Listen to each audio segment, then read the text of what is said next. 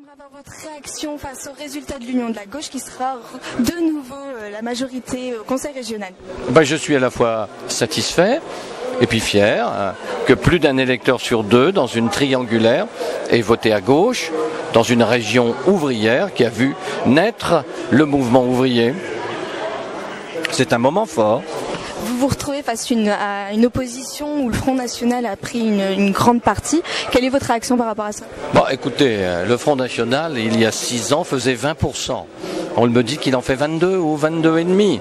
Il n'y a pas un changement d'ampleur ni de nature. Et par conséquent, je ne suis ni inquiet, ni, interpellé. Je suis serein, puisque la gauche aura une large majorité. Les électeurs du Nord sont très peu mobilisés. On a vu qu'on a eu quand même un résultat d'abstention très fort pour ces élections. Oui, mais la région est une institution lointaine et les enjeux n'ont pas été véritablement, je pense, cernés par les électeurs. Mais partons du principe que le peuple a toujours raison. Et alors, donc, quelles seront vos actions pour mobiliser plus les électeurs? Écoutez, dans ce cas-là, il faut peut-être communiquer davantage. Et la région n'a pas beaucoup communiqué parce que dans son immense majorité, elle ne souhaitait pas communiquer. Peut-être que devant l'abstention massive, qui a en quelque sorte un peu terni ce très beau succès, la région, dans sa diversité, mais aussi dans sa lucidité, va accepter de communiquer davantage, la communication étant impartiale, cela va de soi. Alors en fait, moi je suis surtout contente qu'effectivement, c'est vrai qu'on venait de loin, mais on a eu un rebond de la participation à Roubaix de 7 points, et notamment dans les quartiers les plus populaires, et on a vu arriver pour ce deuxième tour des jeunes gens qui n'avaient peut-être pas voté au premier tour, qui sont venus entre amis de manière très conviviale et qui ont pris part au vote. Et donc là-dessus, ce sursaut, même si on ne peut pas se satisfaire du score de la participation, est pour nous un bon message, un message que quand la gauche sait s'unir, les jeunes sont au rendez-vous. Quand on est sur le terrain et qu'on explique, qu'on fait de la pédagogie, les jeunes sont au rendez-vous et on espère qu'on pourra continuer à recréer ce lien, à retisser ce lien pendant toute la durée de notre mandat. Sur les résultats de l'Union de gauche, plutôt très satisfaisant. Oui, alors c'est tout d'abord effectivement une victoire et une belle victoire de loin. Malheureusement, le score du Front National est toujours aussi inquiétant, toujours aussi révoltant. La responsabilité en est partagée par le gouvernement, puisque c'est lui qui a un peu agité le chiffon de la division des habitants, de la stigmatisation d'une classe populaire, et puis qui n'a rien su faire contre la crise économique et sociale. Vous savez, quand on touche le minimum vieillesse, quand on est en fin de droit, quand on est un jeune qui galère dans les missions locales, je pense que c'est difficile de retrouver le chemin des urnes d'une part, et puis de voter pour un vote constructif qui ne peut être que celui de la gauche. Est-ce que ce sera les points sur lesquels vous allez travailler au Conseil régional, les jeunes, le travail des jeunes, l'accès aux jeunes? Tout à fait. Alors les priorités pour moi, mais elles sont partagées par mes collègues, par Daniel Percheron, Pierre de Saint-Ignon et Martine Aubry à l'échelle nationale, c'est bien sûr l'emploi et l'emploi des jeunes.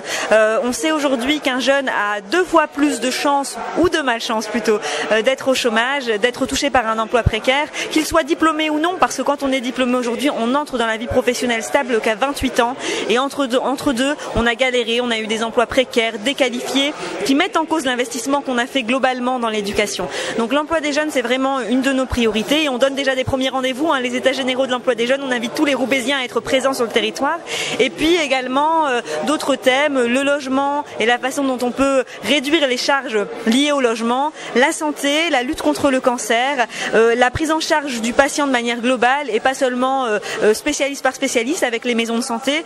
Donc les priorités sont nombreuses et on sera au rendez-vous. Et surtout, il y a du fond, mais sur la forme, ce qu'on voudrait faire, c'est faire mieux connaître l'institution régionale et être plus présent sur le terrain pour mieux faire comprendre quel est le rôle d'un élu et d'un élu régional. Voilà, merci.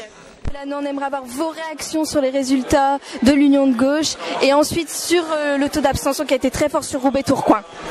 Alors sur le résultat, évidemment, nous sommes heureux ce soir puisque ce résultat, il porte haut les couleurs de la gauche rassemblée avec les écologistes et ça montre bien que cette dynamique de rassemblement, elle est victorieuse. C'est vrai dans le Nord-Pas-de-Calais, c'est vrai dans l'essentiel maintenant des régions de France et ça, je pense qu'au lendemain des élections européennes, personne n'aurait pu prévoir un tel résultat. Donc ça montre qu'il y a aujourd'hui vraiment une attente vis-à-vis de la gauche qu'on ne doit pas décevoir. En même temps, c'est vrai qu'on ne peut pas être totalement satisfait parce que ce niveau d'abstention est très élevé, notamment dans les grandes villes. On voit bien dans les milieux populaires, autour de la jeunesse, qu'il y a un immense travail à faire, un travail de reconquête de confiance. Et ça, je crois que ça nous appartient de le mener.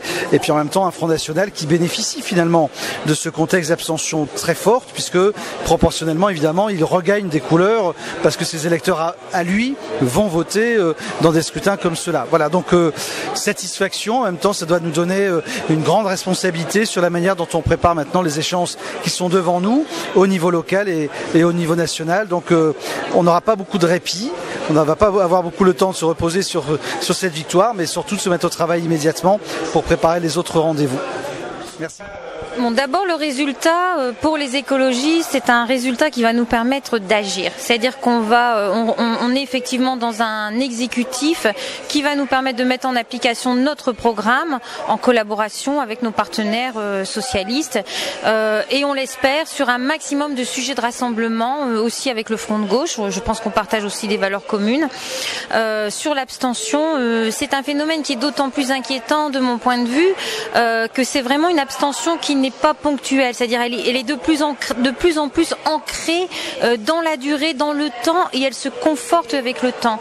Et donc je pense qu'elle interpelle énormément la façon de faire la politique aujourd'hui, c'est-à-dire notre capacité à savoir répondre aux vrais problèmes des gens et notre capacité surtout, parce qu'on ne sait pas répondre à tous les problèmes des gens dans leur situation personnelle, quotidienne, leur capacité à faire la politique avec eux et en comptant sur eux. Et je pense que cette question est une question vraiment de démocratie qui, à mon avis, est la clé pour l'avenir.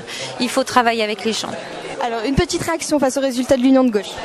Alors, on est content du score de la gauche, c'est une bonne nouvelle pour la France. Dans toutes les régions, la gauche, excepté l'Alsace et la Réunion, nombreuses régions restent à gauche. C'est les régions boucliers qui vont protéger les habitants face au libéralisme et à la politique de l'UMP.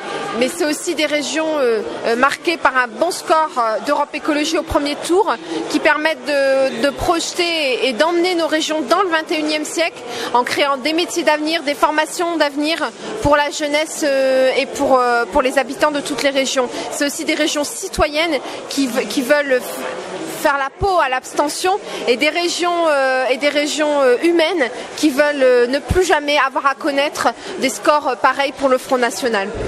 Peut-être une petite réaction sur l'abstention, également sur Roubaix, puisque tu es roubaisienne.